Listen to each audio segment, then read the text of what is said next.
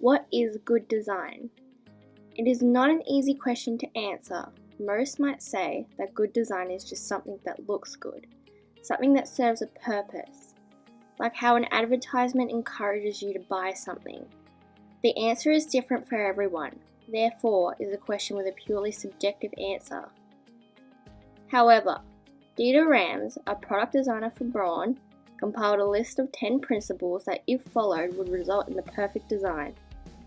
According to Rams, good design is innovative, makes a product useful, is aesthetic, makes a product understandable, is unobtrusive, honest, long-lasting, thorough, environmentally friendly, and lastly, good design is as little design as possible. An exhibition held between 1944 and 1956 at the Museum of Modern Art in New York City abided by these principles, showcasing the works of various talented designers and artists that were active during the early 20th century, particularly between the years 1930 and 1955. Although most of the works chosen for the exhibition were within the category of industrial design, the piece that I have chosen to talk about is a textile print by American fashion and textiles designer Vera Neumann. Born as Vera Soloff, Neumann was born on the 24th of July 1907 in Stamford, Connecticut. She grew up in a family where her creativity was encouraged from a young age. Her father would even pay her 50 cents just to fill out a sketchbook with her drawings, which doesn't sound like much, but is equivalent to $12.60 today. Continuing her dream of becoming an artist, Vera attended night classes at Cooper Union in New York. She quickly got a job after graduating. However, she was disgusted when she was asked to blatantly copy the work of other designers. Vera then quit her design job and worked freelance, creating designs for children's fabrics and painting murals. She then met her soon-to-be husband, George Neumann, who also had a background in textile design. Vera, her husband George, and their good friend F. Werner Ham pulled together their money and started a business. Together, Vera and George made a printing screen and began by making placemats and other homewares from their New York City apartment, but later it evolved into so much more. Due to the effects of World War II, it was difficult to source linen. However, Vera discovered an abundance of silk used to make parachutes at her local army supply store. She used the silk to make scarves, which then became her trademark. Her scarves were a must-have fashion staple in the 60s, even attracting the attention of influential celebrities such as Marilyn Monroe, who wore one of Vera's scarves in her last ever photo shoot before she died in 1962.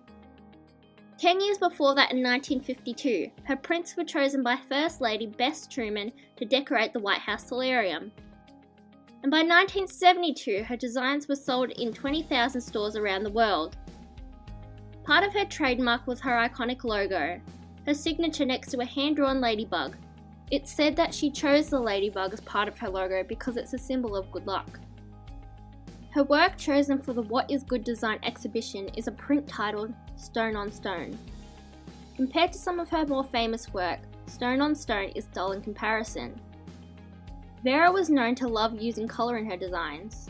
She was even quoted saying, "Colour is the language I speak best."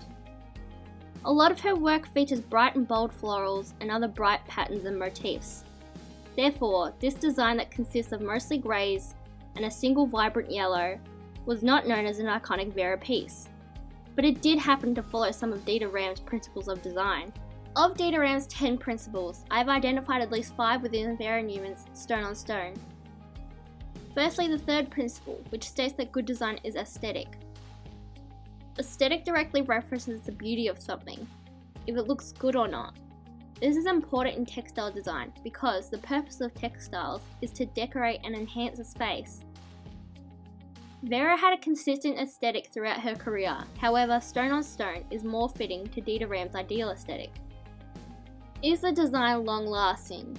The very simple use of shape, corresponding with colour and pattern, doesn't relate to a specific time in fashion, and was not created as a result of a trend. Therefore, it remains relevant for years to come. Is the design thorough down to the last detail? Although the design consists of the same shape repeated as a pattern, there would have been careful consideration in regard to placement and the choice of colour. Is the design environmentally friendly? This specific design was printed on silk. Silk is a natural resource that is often used in the textile industry. Therefore, yes, it is environmentally friendly. However, it is unknown what dye was used on the silk and whether or not it was safe for the environment. Lastly, does the design contain as little design as possible? Although there is a level of detail to this piece, it still remains very simple. The design only consists of one shape, 3 shades of grey and 1 colour. Therefore, keeping it as simple as possible but still relevant to its purpose. This design could be used in a number of ways: cushions, placemats, scarves, tablecloths, blankets, etc. From my research, I have learned that although there are rules and principles that you can follow to create a good design, the question what is good design will always have a subjective outcome. For example, Vera had a very consistent style that was very true to who she was and made her famous. But if it wasn't for this one design where she diverted from her usual style, then she may not have been featured in this exhibition. Like Vera, some work I've done in the past has heavily relied on colour. But from this project, I've learnt that sometimes it's okay to go back to basics. By experimenting with simple line and shape, and eliminating colour from the simple illustration, I was able to focus more on creating layers and depth. Even though the result may be boring or dull, it has helped me become more comfortable with using form in my work, instead of relying on colour to create shapes. Of the 5 principles I identified with stone on stone, I can only find one in my work, being that the design is environmentally friendly. It's a digital design, therefore does not use any tangible resources that could potentially harm the environment. Not only was Vera Neumann a great textiles designer, she was an even better businesswoman. Maybe someday, if I work hard enough, I could also become as inspirational and rich as her.